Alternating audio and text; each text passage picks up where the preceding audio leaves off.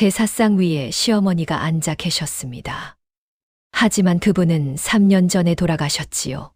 얼굴은 잿빛, 눈에서는 핏물이 흐르고 이 할머니는 떨리는 손으로 벽장을 가리키셨습니다. 과연 제삿날 며느리에게 찾아와 계속해서 벽장을 가리키는 할머니의 이 기막힌 이야기는 바로 그날 아침부터 시작되었습니다. 찾아주셔서 감사합니다. 구독과 좋아요는 이야기를 만드는데 큰 힘이 됩니다. 설화야담 이야기 한상 시작하겠습니다. 모두 좋은 일만 가득하세요. 옛날 옛적 강원도 깊은 산골에 만월마을이라 불리는 곳이 있었습니다. 사방이 험준한 산으로 둘러싸여 해가 늦게 뜨고 일찍 지는 외진 곳이었지요. 그 중에서도 가장 구석진 곳에 퇴락한 초가집 한 채가 있었습니다. 지붕에 볕 짚은 사가서 거뭇거뭇하고 담장은 군데군데 무너져 내렸습니다. 이곳에 30도 안 된 젊은 여인 순례가 살고 있었습니다. 새벽 딸기 울기도 전 순례는 눈을 떴습니다. 고된 시집살이와 삭바느질로 몸은 이미 마른 장작 같았지요. 무릎에서 뚝 소리가 나며 일어선 순례는 마당으로 나가 찬물을 길어 올렸습니다. 안개 속에서 까마귀 한 마리가 기분 나쁘게 울며 지나갔습니다. 오늘은 3년 전 세상을 떠난 시어머니, 박씨 할머니의 제삿날이었습니다. 순례는 부엌으로 들어가 쌀독 뚜껑을 열었습니다. 박박 나무 바가지가 바닥을 긁는 소리가 적막한 새벽 공기를 갈랐습니다. 어제 삭바느질로 번 푼돈을 털어 사온 쌀은 겨우 밥 2그릇일 분량뿐이었습니다. 순례의 눈가가 뜨거워졌습니다. 어머니, 저를 용서하세요. 생전에 그토록 좋아하시던 고기 한 점, 조기 한 마리 못 올리는 이 못난 며느리를. 눈물 한 방울이 쌀 위로 톡 떨어졌습니다. 남편 이서방은 글 공부만 하느라 손에 물 한 방울 안 묻히는 선비였고 가난은 마치 그림자처럼 이 집안을 떠나지 않았습니다. 순례는 아궁이에 불을 지피며 다짐했습니다. 그래도 정성만큼은 누구에게도 뒤지지 말자고 말입니다. 마당 구석에 정화수를 떠다 놓고 정성껏 쌀을 씻기 시작했습니다. 손가락 사이로 쌀알이 미끄러지며 씻겨 나갔습니다. 순례는 한 알 한 알에 정성을 담았습니다. 비록 가난하지만 며느리의 마음만큼은 하늘에 닿기를 바라며 말이지요. 동이 틀 무렵 순례는 밥을 짓기 위해 솥뚜껑을 열었습니다. 그런데 이상했습니다. 분명 불을 지핀 지 얼마 되지 않았는데 솥 안에 물이 벌써 펄펄 끓어오르고 있었습니다. 어째서 이리 빨리? 순례는 고개를 갸우뚱했습니다. 더욱 기이한 것은 끓는 물 위로 피어오르는 김이 마치 사람의 형상처럼 보였다는 점입니다. 순례는 황급히 눈을 감았습니다. 부엌 구석에서 쥐 한 마리가 찍찍거리며 도망쳤습니다.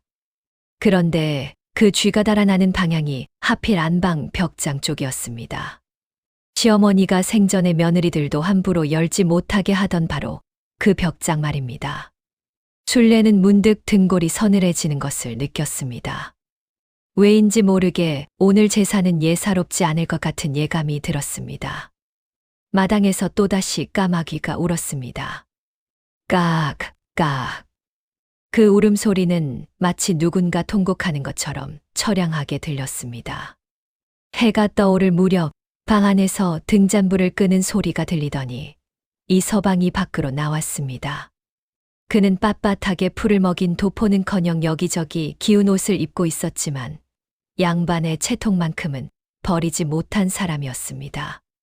부인, 제사 준비는 차질이 없는가? 네, 서방님. 있는 힘껏 준비하고 있습니다. 이서방은 헛기침을 하며 마당을 서성였습니다. 그의 얼굴에는 근심이 가득했습니다. 어험. 어머니께서 생전에 둘째네를 유독 아끼셨는데 이번 제사에는 둘째 놈이 좀 오려나 모르겠구려. 그 놈은 장사를 해서 형편이 좋다던데. 이 서방의 말에는 부러움과 시샘이 뒤섞여 있었습니다. 순례는 아무 대답 없이 고개만 숙였습니다. 둘째 동서조 씨만 생각하면 가슴 속에 바위 하나가 얹힌 듯 답답했기 때문입니다. 그때였습니다. 순례의 눈앞에 어른거리는 무언가가 보였습니다. 부엌 구석 저 어두운 곳에 검은 그림자가 서 있었습니다.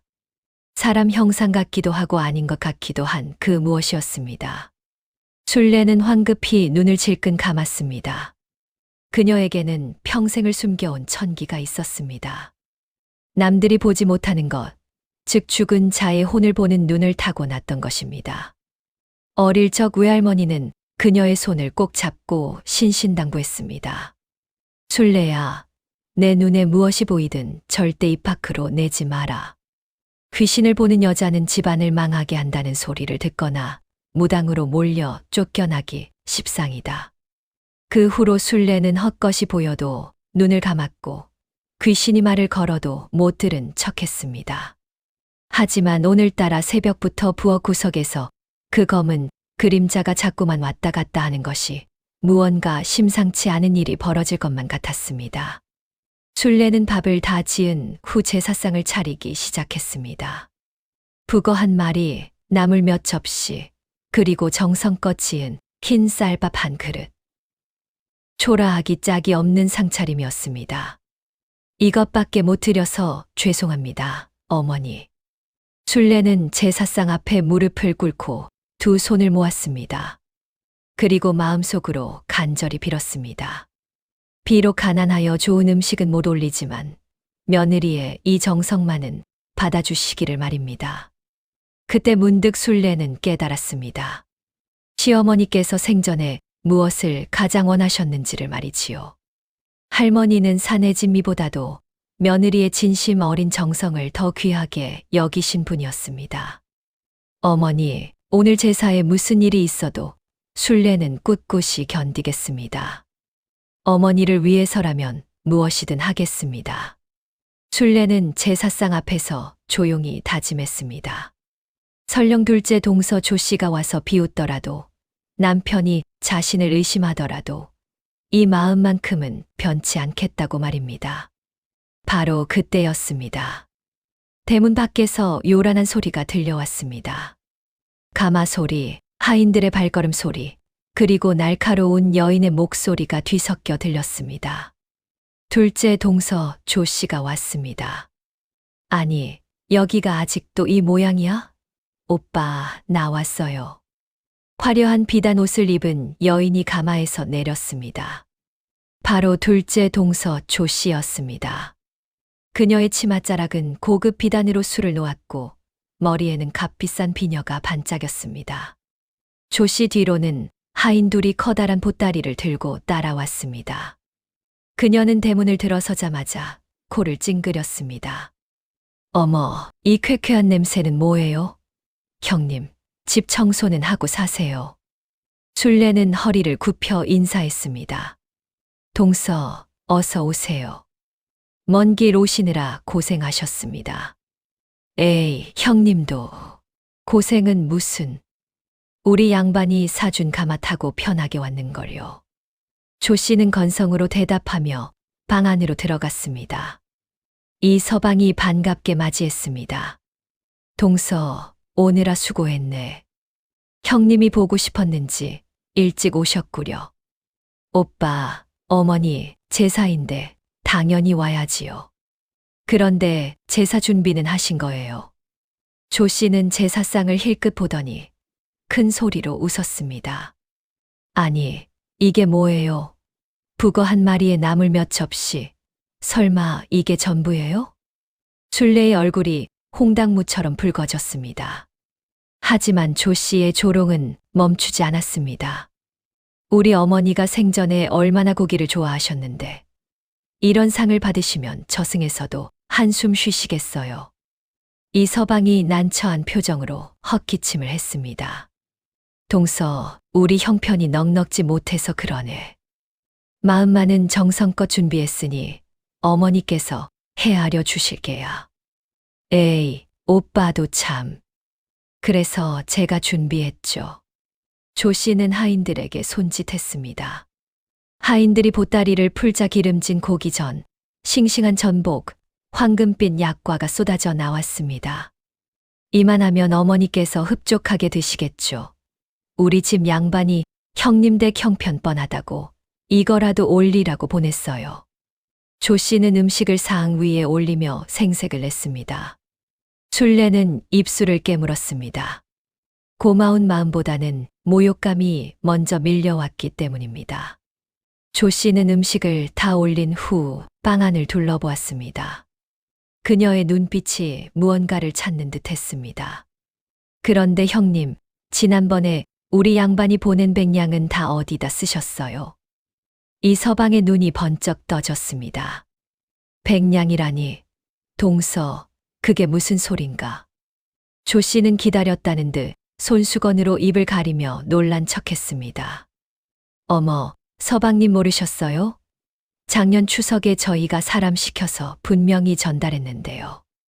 형님이 친정에 보태 쓰신 줄 알았죠. 술래는 기가 막혔습니다. 손이 부들부들 떨렸습니다. 동서, 그게 무슨 말씀이세요? 저는 돈 1전 받아본 적이 없어요. 하지만 조 씨는 오히려 목소리를 높였습니다. 아니, 형님. 증인이 어디 한둘인 줄 아세요? 우리 집 하인 칠복이가 직접 이 집 대문 앞까지 왔다고 했는데요. 형님 혼자 계실 때 전달했다고 분명히 말했어요. 그런 일은 없었어요. 동서가 지금 거짓말을 하시는 겁니까? 술래의 목소리가 떨렸습니다. 이 서방은 두 여인을 번갈아 보며 난처한 표정을 지었습니다.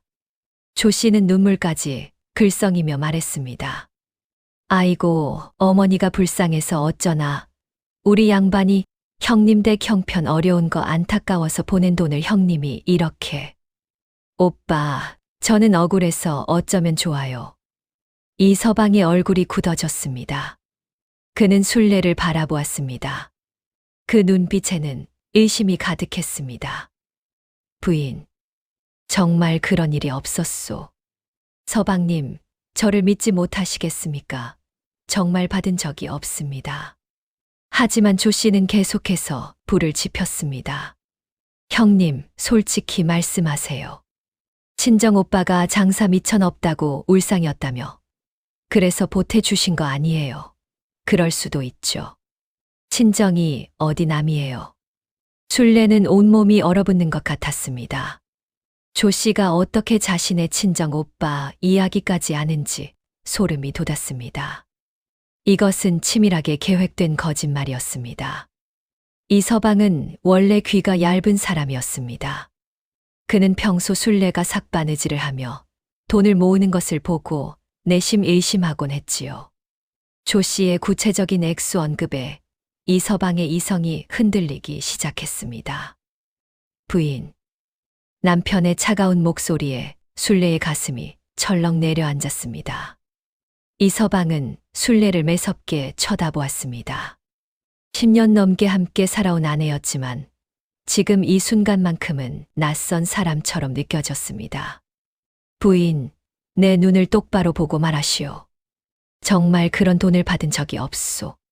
서방님, 하늘에 맹세코 받은 적이 없습니다. 술래는 떨리는 목소리로 외쳤습니다. 하지만 이 서방의 얼굴은 점점 더 굳어져 갔습니다. 조 씨가 옆에서 한숨을 쉬며 거들었습니다. 오빠, 형님을 너무 다그치지 마세요. 아마 오래되어서 잊으셨나 봐요. 아니면 정말 급한 일이 있었던 거고요. 그냥 넘어가죠. 그 말은 겉으로는 술래를 감싸는 듯 했지만 실제로는 더 큰 의심의 씨앗을 뿌리는 것이었습니다. 이 서방이 벌떡 일어났습니다. 부인, 내가 선비랍시고 세상 물정 모른다고 나를 속인 것이오. 100냥이면 쌀 몇 섬을 살 수 있는 돈이오. 그런 큰 돈을 감춘 것이오? 서방님, 아닙니다. 정말 아닙니다. 술래는 남편의 옷자락을 붙잡았습니다. 하지만 이 서방은 매몰차게 손을 뿌리쳤습니다. 당장 내 눈앞에서 사라지시오. 제사 때까지 부엌에서 나오지 마시오. 술래는 남편에게 떠밀려 부엌으로 비틀거렸습니다. 그녀는 찬 부엌 바닥에 주저앉아 눈물을 흘렸습니다. 10년 넘게 공들여 쌓은 신뢰가 단 한마디 거짓말에 무너져 내리는 순간이었습니다. 가난 속에서도 남편을 믿고 따랐건만 정작 남편은 자신을 믿지 못했습니다. 부엌 구석, 아까 그 검은 그림자가 다시 어른거렸습니다. 술래는 떨리는 눈으로 그쪽을 바라보았습니다. 그림자는 마치 위로하듯 천천히 흔들렸습니다. 어머니, 저는 어찌해야 합니까? 술래는 작게 중얼거렸습니다. 안방에서는 조 씨와 이서방의 대화 소리가 들려왔습니다. 오빠, 형님이 원래 고집이 센 분이라 인정하기 싫으신가 봐요. 조 씨의 음흉한 목소리가 부엌까지 스며들었습니다. 해가 중천에 떴을 무렵 조 씨는 마당을 어슬렁거리며 집 안 구석구석을 살폈습니다. 마치 무언가를 찾는 듯한 눈빛이었습니다. 형님, 혹시 어머니 유품은 어디 두셨어요? 부엌에서 고개를 내민 술래가 대답했습니다. 안방 벽장 안에 모셔두었습니다. 아, 그래요? 제가 좀 봐도 될까요? 어머니, 생각도 나고 해서. 조 씨는 허락도 받지 않고 안방으로 들어갔습니다. 그녀는 벽장 문을 열고 안을 뒤적였습니다. 낡은 옷까지 몇 벌과 헌 이불이 전부였습니다. 쳇. 조 씨의 입에서 짧은 혀 차는 소리가 났습니다. 그녀는 벽장 구석구석을 더듬었습니다. 마치 뭔가 있어야 할 것이 없어진 것처럼 말입니다. 바로 그때 마을 어귀에서 한 노인이 찾아왔습니다. 동네에서 약초를 캐며 사는 김영감이었습니다. 이서방 계시오? 아, 김영감님. 어서 오십시오. 김영감은 이서방을 보더니 조심스럽게 물었습니다. 오늘이 대개 어머님 제삿날이라 들었소. 그런데 둘째 며느리가 왔다면서요? 네, 동생 댁에서 왔습니다. 김영감의 얼굴이 어두워졌습니다. 그는 주위를 살피며 목소리를 낮췄습니다.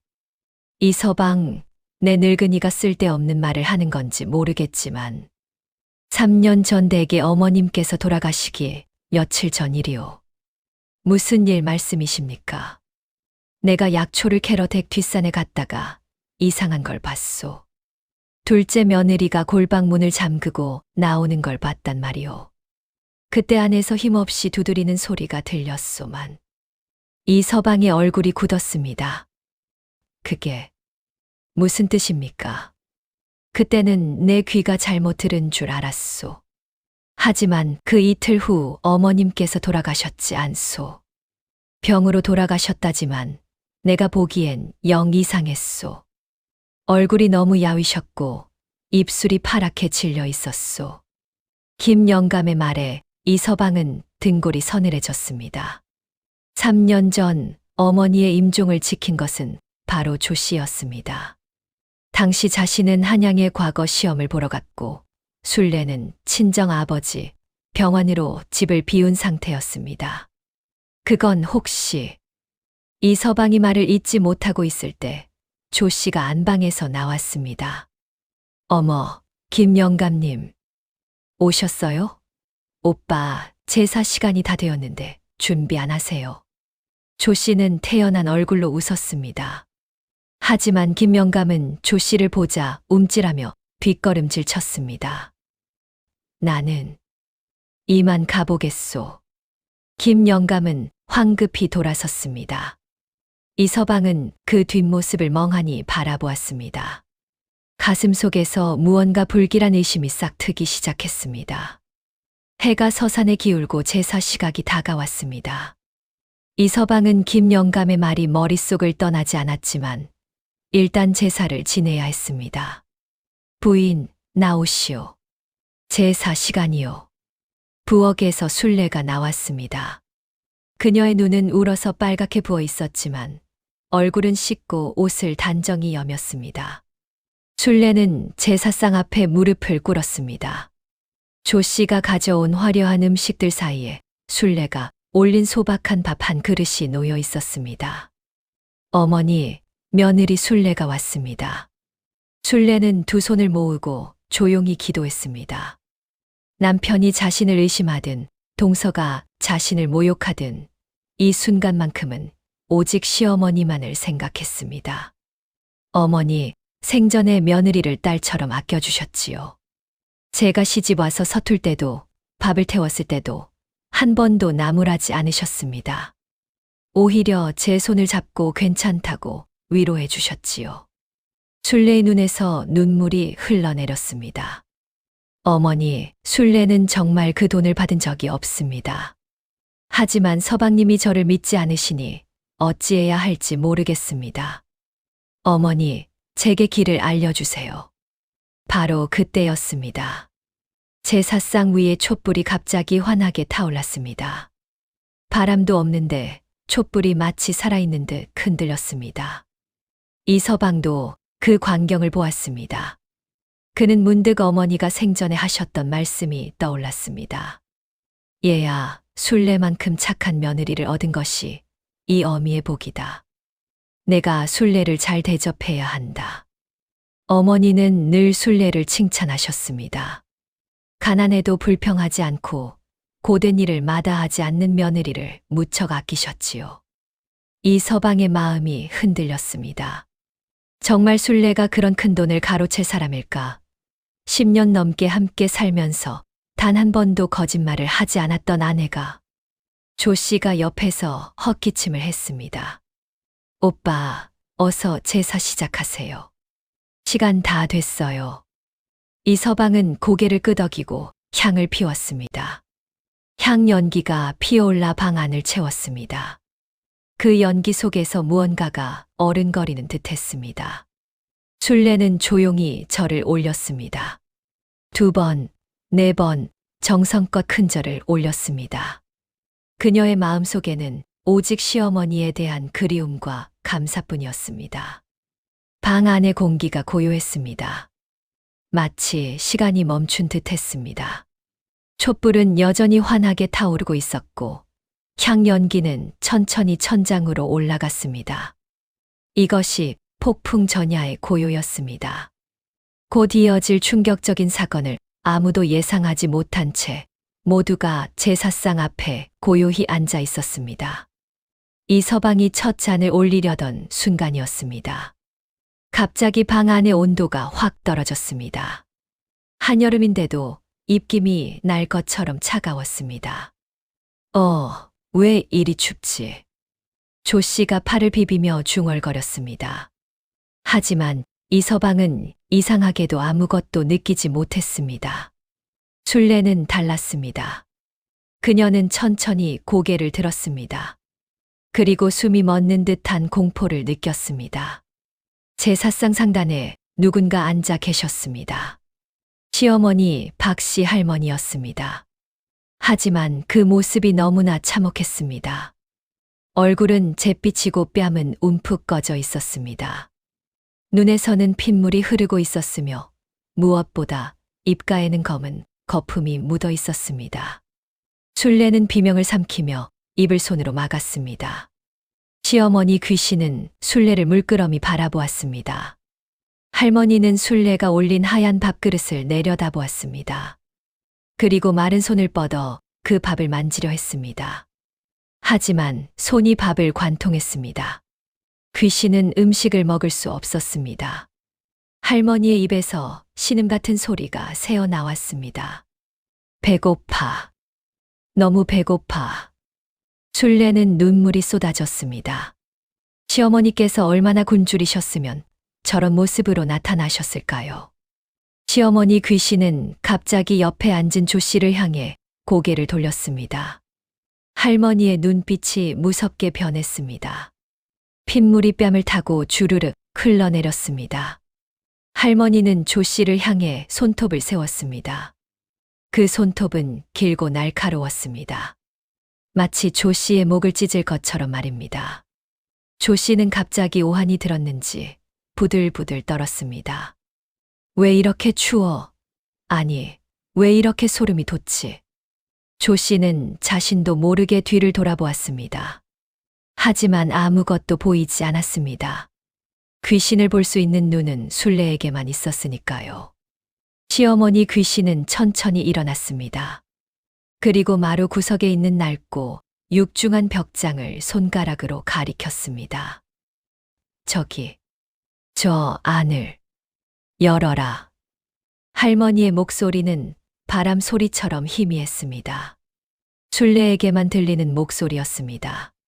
순례가 작게 중얼거렸습니다. 어머니. 조 씨가 깜짝 놀라 소리쳤습니다. 형님, 지금 뭐라고 하셨어요? 귀신이라도 부르는 거예요. 무섭게 왜 저래? 이서방도 순례를 이상하게 쳐다보았습니다. 순례는 황급히 입을 다물었습니다. 하지만 시어머니, 귀신은 멈추지 않았습니다. 할머니는 벽장 쪽으로 떠가며 벽장 문을 손톱으로 긁었습니다. 끼익, 끼익, 귀를 찢을 듯한 소리가 났습니다. 왜 또 벽장에서 쥐 소리가 나는 거야? 조 씨가 인상을 찌푸렸습니다. 하지만 그것은 쥐 소리가 아니었습니다. 원혼의 손톱 소리였습니다. 시어머니 귀신은 벽장 바닥의 틈새를 가리키며 통곡하기 시작했습니다. 순례야, 열어라. 저 안을 열어라. 내 하늘, 내 억울함을. 할머니의 목소리는 점점 더 커졌습니다. 하지만 여전히 순례에게만 들렸습니다. 순례는 온몸이 얼어붙었습니다. 시어머니께서 무언가를 알려주려 하신다는 것을 직감했습니다. 할머니는 마지막으로 조 씨를 향해 손을 뻗었습니다. 그 손에서 검은 기운이 뿜어져 나왔습니다. 그리고 할머니는 안개처럼 사라졌습니다. 제사가 끝나고 모두가 잠든 깊은 밤이었습니다. 순례는 차가운 마루에 앉아 잠들지 못했습니다. 시어머니가 가리키셨던 벽장이 머릿속을 떠나지 않았습니다. 어머니께서 왜 그 벽장을 가리키셨을까? 그 벽장은 시어머니가 생전에 며느리들도 함부로 모지얼게 하던 보물창고였습니다. 할머니만의 비밀 공간이었지요. 안방에서는 조 씨의 코 고는 소리가 들렸습니다. 이서방은 서재에서 책을 읽다가 졸고 있었습니다. 순례는 떨리는 마음으로 촛불 하나를 들고 조용히 일어났습니다. 그리고 벽장 앞에 섰습니다. 손을 뻗어 벽장 문을 열었습니다. 삐걱, 낡은 경첩이 삐거덕거리며 소리를 냈습니다. 순례는 숨을 죽이며 안을 들여다보았습니다. 벽장 안에는 낡은 옷까지 몇 벌만 덩그러니 놓여 있었습니다. 순례는 촛불을 높이 들고 구석구석을 살폈습니다. 할머니께서 분명 여기를 가리키셨는데, 순례는 시어머니가 가리켰던 바닥 널빤지를 유심히 살폈습니다. 자세히 보니 한쪽 널빤지가 미세하게 들려 있었습니다. 순례는 부엌에서 밥주걱을 가져왔습니다. 그리고 조심스럽게 널빤지 틈새에 밥주걱을 끼워 넣었습니다. 지렛대 삼아 힘을 주자 널빤지가 삐걱거리며 들어 올려졌습니다. 흙먼지가 확 올라와 순례는 기침을 참았습니다. 촛불을 가까이 대자 어두운 구멍 안이 보였습니다. 거기에 낡은 비단 주머니 하나가 놓여 있었습니다. 순례는 떨리는 손으로 주머니를 꺼냈습니다. 주머니를 열자 두툼한 종이 한 장과 피가 묻은 시어머니의 속적삼 조각이 나왔습니다. 종이를 펼치는 순간 순례는 비명을 지를 뻔한 입을 손으로 막았습니다. 그것은 시어머니가 돌아가시기 전 손가락에 피를 내어 쓴 유서였습니다. 글씨가 삐뚤빼뚤하고 군데군데 피가 번져 있었습니다. 내 아들아, 내 큰며느리야. 나는 병으로 죽는 것이 아니다. 둘째 며느리 조 씨가 내가 아픈 틈을 타 집안의 비상금을 훔쳤다. 내가 소리를 지르자 골방에 나를 가두고 사흘 동안 밥과 물을 끊었다. 배가 고파 죽을 지경이다. 조 씨는 내 목에 걸린 금비녀까지 강제로 빼앗아 갔다. 나는 억울해서 눈을 감을 수가 없다. 부디 이 글을 찾아 내 억울함을 풀어다오. 순례의 손이 부들부들 떨렸습니다. 온몸에 소름이 돋았습니다. 3년 전 시어머니가 조용히 병으로 돌아가신 줄만 알았습니다. 하지만 사실은 인면수심의 조 씨에게 학대당해 굶어 죽으신 것이었습니다. 어머니. 순례의 눈에서 눈물이 쏟아졌습니다. 얼마나 고통스러우셨을까요? 얼마나 원통하셨을까요? 김영감의 말이 떠올랐습니다. 골방문을 잠그고 나오던 조 씨, 안에서 들렸던 두드리는 소리. 그것이 모두 사실이었습니다. 순례는 피 묻은 유서를 가슴에 꼭 안았습니다. 어머니의 한을 반드시 풀어드리겠다고 다짐했습니다. 그걸 찾았네, 형님. 갑자기 등 뒤에서 들려온 서늘한 목소리. 순례는 화들짝 놀라 뒤를 돌아봤습니다. 언제 일어났는지 조 씨가 도끼눈을 뜨고 순례를 내려다보고 있었습니다. 촛불 빛에 비친 조 씨의 얼굴은 마치 귀신처럼 섬뜩했습니다. 동서. 순례는 황급히 유서를 품에 감추려 했습니다. 하지만 조 씨가 재빨리 달려들어 순례의 손목을 움켜잡았습니다. 그거 이리 내놔요. 노망난 할망구가 쓴 헛소리를 누가 믿을 줄 아세요? 이게 헛소리예요? 동서가 어머니를 굶겨 죽인 게 헛소리란 말이에요. 순례도 더 이상 참지 않았습니다. 3년 동안 억눌렀던 분노가 터져 나왔습니다. 조 씨의 얼굴이 일그러졌습니다. 더 이상 가식적인 미소는 없었습니다. 그녀의 본 모습이 드러났습니다. 형님도 참 순진하시네. 그래서 뭐 어쩔 건데요. 그딴 피로 쓴 글씨 조각을 누가 증거로 인정해 줄 것 같아요. 관가에 가면 알게 될 겁니다. 순례가 외치자 조 씨가 비웃었습니다. 관가, 거기 사또가 누군 줄 알아요? 우리 양반 친구예요. 형님 같은 거지 며느리 말을 듣겠어요? 아니면 비단 옷 입은 나 같은 양반댁 말을 듣겠어요?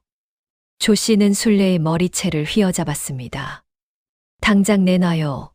안 그러면 형님이 훔쳤다고 동네방네 소문내서 멍석말이 시킬 테니까. 안 돼요. 이건 어머니의 마지막 유언이에요. 두 여인의 처절한 몸싸움이 시작되었습니다. 순례는 유서를 지키려 필사적으로 버텼고 조 씨는 그것을 빼앗으려 악착같이 매달렸습니다. 나요, 이 도둑년아. 조 씨는 옆에 놓인 무거운 촛대를 집어들었습니다. 그리고 순례의 머리를 향해 내리쳤습니다. 순례는 간신히 고개를 피했지만 어깨를 맞았습니다. 아픈 비명이 터져 나왔습니다. 으악. 조 씨는 주저하지 않고 계속 공격했습니다. 순례를 벽에 밀어붙이고 목을 조르기 시작했습니다. 죽어. 내가 없어지면 이 유서도 없던 일이 돼. 순례의 숨이 막혔습니다. 눈앞이 흐려졌습니다. 이대로 죽는 건가 싶었습니다. 바로 그때였습니다. 갑자기 방 안의 온도가 급격히 떨어졌습니다. 촛불이 꺼질 듯 깜빡이더니 갑자기 환하게 타올랐습니다. 조 씨의 몸이 공중에 붕 떴습니다. 으악. 조 씨는 보이지 않는 무언가에 의의 벽으로 내동댕이 쳐졌습니다. 쿵 등이 벽에 세게 부딪히며 조 씨는 바닥에 나뒹굴었습니다. 순례는 헐떡이며 숨을 몰아쉬었습니다. 그리고 봤습니다. 시어머니 귀신이 조 씨 앞에 서 계셨습니다. 시어머니 귀신의 모습은 전에 봤던 것보다 더욱 무시무시했습니다. 얼굴은 핏빛으로 물들어 있고 입에서는 검은 액체가 흘러내렸습니다. 할머니는 조 씨를 향해 다가갔습니다. 조 씨는 벽에 등을 붙인 채 뒷걸음질 쳤습니다. 누구야?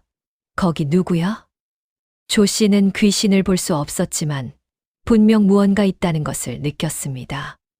온몸에 털이 곤두서고 이빨이 딱딱 부딪혔습니다. 시어머니 귀신은 조 씨의 앞에 바짝 다가섰습니다. 그리고 마른 손을 뻗어 조 씨의 목을 움켜잡았습니다. 컥. 조 씨는 갑자기 숨이 막혔습니다. 보이지 않는 손이 목을 조르는 게 느껴졌습니다. 차갑고 음산한 기운이 온몸을 휘감았습니다. 살려줘. 조 씨는 허공을 향해 손을 휘저었습니다. 하지만 아무것도 잡히지 않았습니다. 시어머니 귀신은 조 씨의 귓가에 대고 속삭였습니다. 내가 얼마나 배고팠는지 아느냐? 조 씨의 귀에 희미하게 들려오는 목소리. 그것은 분명 죽은 시어머니의 목소리였습니다. 어머니, 어머니가 왜 여기에? 조 씨의 얼굴이 새하얗게 질렸습니다. 시어머니 귀신은 조 씨의 입을 억지로 벌렸습니다. 그리고 검은 기운을 불어넣기 시작했습니다. 조 씨는 거품을 물며 몸을 비틀었습니다. 눈이 뒤집히고 손발이 경련을 일으켰습니다. 그리고 입에서 헛소리가 쏟아져 나오기 시작했습니다. 잘못했어요. 어머니, 잘못했어요. 조 씨는 바닥을 기며 빌기 시작했습니다. 비녀는 제가 가졌어요. 금비녀, 은가락지 모두 제가 훔쳤어요. 어머니를 골방에 가둔 것도 저예요. 순례는 그 광경을 숨죽여 지켜보았습니다. 조 씨가 스스로 모든 죄를 자백하고 있었습니다. 밥 안 드린 것도 미안해요. 물도 안 드린 거 미안해요. 제발 살려주세요, 어머니. 조 씨는 자기 뺨을 때리며 울부짖었습니다. 그 소리에 이서방이 서재에서 뛰어나왔습니다. 무슨 일이냐? 이서방은 방 안의 광경을 보고 얼어붙었습니다. 조 씨가 아무도 없는 허공을 향해 빌면서 자기 뺨을 때리고 있었습니다. 동서, 정신 차려. 이서방이 조 씨를 붙잡으려 했지만 조 씨는 계속 헛소리를 했습니다. 백냥도 거짓말이었어요. 큰형님네 돈 보낸 적 없어요. 제가 지어낸 거예요. 조 씨의 입에서 모든 진실이 쏟아져 나왔습니다. 이서방은 그 말을 듣고 경악했습니다. 순례는 품에서 피 묻은 유서를 꺼내 남편에게 내밀었습니다. 서방님, 이걸 보세요. 어머니께서 남기신 마지막 유언입니다. 조 씨의 비명 소리는 새벽 공기를 가르며 마을 전체에 퍼졌습니다. 하나둘씩 이웃집에 불이 켜지기 시작했습니다. 저게 무슨 소리냐?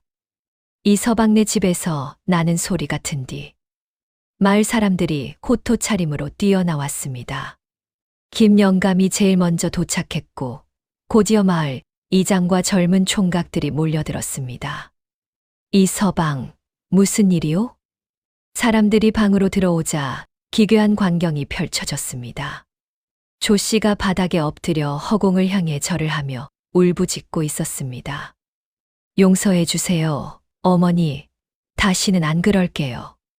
저 여자가 왜 저러는 거요? 마을 이장이 물었습니다. 이서방은 손에 든 유서를 부들부들 떨며 내밀었습니다. 이것을 보십시오. 어머니께서 남기신 글입니다. 김영감이 촛불을 가까이 대고 유서를 읽었습니다. 그의 얼굴이 점점 굳어졌습니다. 이럴 수가. 내가 그때 본 것이 사실이었구나. 김영감은 마을 사람들에게 3년 전 목격했던 일을 이야기했습니다. 골방에 갇힌 시어머니, 문을 잠그고 나오던 조 씨, 들렸던 두드리는 소리까지 모두 말했습니다. 그때는 내가 착각한 줄 알았소. 하지만 박 씨 할머니께서 정말. 마을 사람들은 경악했습니다. 조 씨가 계속 헛소리를 해댔습니다. 비녀 숨긴 곳 알려드릴게요. 우리 집 뒤뜰 장독대 밑에 묻었어요. 은가락지도 거기 있어요. 뭐라고? 장독대 밑에? 마을 이장이 소리쳤습니다. 몇몇 총각들이 즉시 조 씨네 집으로 달려갔습니다. 순례는 구석에 앉아 이 모든 상황을 지켜보았습니다. 시어머니 귀신은 여전히 조 씨 앞에 서 계셨습니다. 할머니는 이제 더 이상 무섭지 않았습니다. 오히려 슬퍼 보였습니다.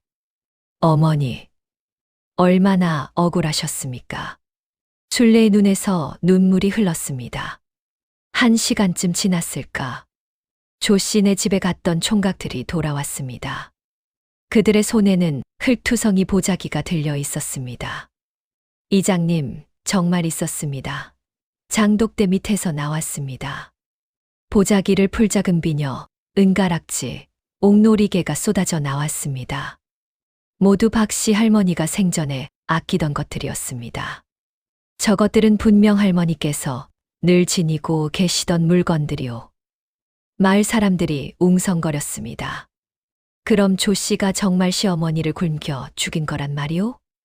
세상에 그런 폐륜을 저지르다니. 조 씨는 이제 말도 제대로 못하고 거품만 물고 있었습니다. 온몸을 떨며 바닥에 쓰러져 있었습니다. 이서방은 순례 앞에 무릎을 꿇었습니다. 부인, 나를 용서하시오. 내가 눈이 멀어 그대를 의심했소. 백냥 이야기도 모두 거짓이었구려. 순례는 남편의 손을 잡았습니다. 서방님, 지난 일은 잊겠습니다. 이제 어머니의 한을 풀어드리는 일만 남았습니다. 마을 이장이 결단을 내렸습니다. 내일 아침 당장 관가에 고하겠소. 이런 폐륜녀를 그냥 둘 수 없소. 동이틀 무렵 관가의 포졸들이 이서방네 집에 도착했습니다. 마을 이장이 밤새 급히 달려가 사또에게 고한 결과였습니다. 조 씨를 잡아라. 포졸들이 조 씨를 결박했습니다. 조 씨는 이미 넋이 나간 상태였습니다. 밤새 시어머니 귀신에게 시달린 탓에 얼굴은 백지장처럼 하얗고 입에서는 계속 거품을 물고 있었습니다. 어머니, 용서해 주세요. 살려주세요. 조 씨는 여전히 헛소리를 중얼거렸습니다. 포졸들이 그녀를 질질 끌고 나갔습니다. 마을 사람들이 길 양쪽에 도열해 구경했습니다. 저런 악독한 년을 봤나. 친어머니도 아니고 시어머니를 굶겨 죽이다니. 저승에서 벌을 받을 게야. 사람들의 손가락질과 욕설이 쏟아졌습니다. 평소 화려한 옷을 입고 으스대던 조 씨가 초라하게 끌려가는 모습에 모두가 혀를 찼습니다. 관아에 도착한 조 씨는 사또 앞에 꿇어 앉았습니다. 사또는 피 묻은 유서와 훔친 보물들, 그리고 김영감의 증언을 모두 들었습니다. 조 씨, 내 죄를 아느냐? 사또의 호통에 조 씨는 부들부들 떨었습니다. 소인이 잘못했습니다. 부모를 공양하지 않고 오히려 학대하여 죽음에 이르게 한 죄, 이는 하늘이 용서치 않을 대역죄다. 또한 형님네 재물을 훔쳤다는 거짓 누명까지 씌웠으니 그 죄가 막중하도다. 사또는 분노에 찬 목소리로 판결을 내렸습니다. 조 씨는 곤장 100개를 치고 제주도로 유배 보낼 것이다. 으악, 사또님 살려주십시오. 조 씨는 바닥에 엎드려 빌었지만 소용없었습니다. 곤장이 그녀의 등을 내리쳤습니다. 짝, 짝, 짝. 조 씨의 비명이 관아 마당에 울려 퍼졌습니다. 구경하러 온 사람들은 고개를 끄덕였습니다. 저런 폐륜을 저지르면 저렇게 되는 거야. 악행은 반드시 드러나는 법이지. 순례도 그 자리에 있었습니다. 그녀는 조 씨의 벌을 보며 시어머니께 마음속으로 말했습니다. 어머니, 이제 한을 푸셨습니까? 바람이 불어왔습니다. 따뜻하고 부드러운 바람이었습니다. 마치 시어머니가 대답하는 것 같았습니다. 관아에서 돌아온 이서방은 집마당에 무릎을 꿇었습니다. 순례가 놀라서 말렸지만 이서방은 고개를 들지 않았습니다. 부인, 나를 죽여주시오. 나 같은 못난 남편은 살아있을 자격이 없소. 이서방의 목소리는 떨렸습니다. 그는 자신의 어리석음과 나약함을 뼈저리게 후회했습니다. 10년 넘게 그대가 얼마나 고생했는지 알면서도 나는 단 한 번도 제대로 된 남편 노릇을 하지 못했소. 글공부만 하겠다며 농사일도 거들지 않았고 가난을 핑계로 그대에게 모든 짐을 지웠소. 순례는 남편의 어깨에 손을 얹었습니다. 서방님, 일어나세요. 아니요. 더 용서받을 수 없는 것은 조 씨의 거짓말 한마디에 그대를 의심한 것이요. 10년을 함께 살며 단 한 번도 거짓을 말한 적 없는 그대를 나는 단 하루 만에 의심했소. 이 서방의 눈에서 눈물이 흘러내렸습니다. 선비로서 자존심이 강했던 그가 처음으로 보이는 진심 어린 참회였습니다. 나는 양반이라는 체면에 사로잡혀 살았소. 농사일은 천한 일이라 여겼고 아내가 삭바느질하는 것을 부끄럽게 여겼소. 하지만 진정 부끄러운 것은 아내를 지키지 못한 이 못난 남편이었소. 순례는 남편을 일으켜 세웠습니다. 그녀의 눈에도 눈물이 고였습니다. 서방님, 저도 잘못이 있습니다. 제가 귀신을 보는 눈을 가졌다는 것을 숨겼습니다. 서방님께 말씀드렸더라면 어머니의 억울함을 더 일찍 풀어드릴 수 있었을 텐데. 아니요, 부인. 그것은 그대의 잘못이 아니요. 귀신을 본다고 말했다면 사람들이 그대를 무당으로 몰아쫓아냈을 것이요. 나조차 믿지 못했을지도 모르오. 이 서방은 순례의 손을 꼭 잡았습니다. 부인, 이제부터는 달라지겠소. 나도 밭에 나가 농사일을 배우겠소. 글만 읽어서는 가족을 먹여 살릴 수 없다는 것을 이제야 깨달았소. 순례는 고개를 저었습니다. 서방님, 글 공부를 그만두실 필요는 없습니다. 다만 함께 힘을 합치면 됩니다. 부부는 서로를 껴안았습니다. 10년 만에 처음으로 진심으로 마음을 나누는 순간이었습니다. 그때 마당 한쪽에서 희미한 빛이 일었습니다. 순례는 그쪽을 바라보았습니다. 시어머니 귀신이 서 계셨습니다. 하지만 이제 할머니의 모습은 무섭지 않았습니다. 생전처럼 자애로운 얼굴로 미소 짓고 계셨습니다. 할머니는 두 사람을 바라보며 고개를 끄덕이셨습니다. 마치 말씀하시는 것 같았습니다. 이제야 제대로 된 부부가 되었구나. 순례가 시어머니께 절을 올리려 하자 할머니는 손을 저으며 사라지기 시작했습니다. 환한 빛이 되어 하늘로 천천히 올라갔습니다. 어머니, 편히 쉬세요. 순례는 마음속으로 작별 인사를 했습니다. 할머니는 이제 더 이상 이승에 미련이 없었습니다. 아기는 벌을 받았고 며느리는 남편과 화해했습니다. 이 서방은 아내의 시선을 따라 하늘을 바라보았습니다. 그에게는 아무것도 보이지 않았지만 왠지 모르게 가슴이 따뜻해졌습니다. 부인, 어머니께서 용서하셨겠지요? 네, 서방님. 어머니께서는 이제 평안하십니다. 밤하늘의 별이 하나 유난히 밝게 빛났습니다. 부부는 손을 맞잡고 그 별을 바라보았습니다. 다음 날 순례는 벽장을 정리하기로 했습니다. 시어머니의 유서를 찾았던 그곳을 깨끗이 청소하고 싶었습니다. 벽장 안에 옷가지를 꺼내고 바닥을 닦던 중 순례는 유서를 찾았던 곳보다 더 깊은 곳에 또 다른 공간이 있다는 것을 발견했습니다.